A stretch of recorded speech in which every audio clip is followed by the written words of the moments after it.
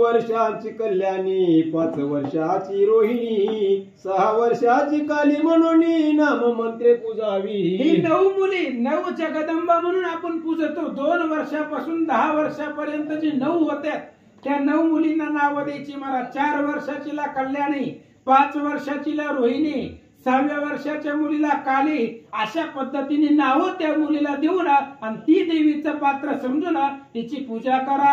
7 वर्षाची चंडिका, 8 वर्षाची शांभवी देखा, 9 वर्षाची दुर्गा ऐका, 10 वर्षाची सुभद्रा ती। 7 वर्षाच्या मुलीचं तुम्ही पूजा करणार आहे त्या मुलीचं नाव चंडिका ठेवा, पूजा करूस तर ठेवा।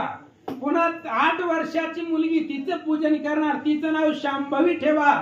9 वर्षाची मुलगी तिचं नाव दुर्गा ठेवा, 10 वर्षाची मुलगी तिचं नाव सुभद्रा ठेवा।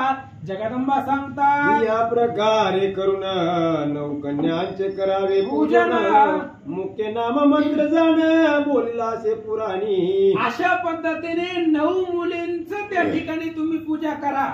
दुसऱ्या वर्षापासून 10 वर्षापर्यंत मधल्या मुली घ्यायच्या आणि त्यांना 9 मुलींना वेगवेगळी जगदंबीची नावं द्यायची।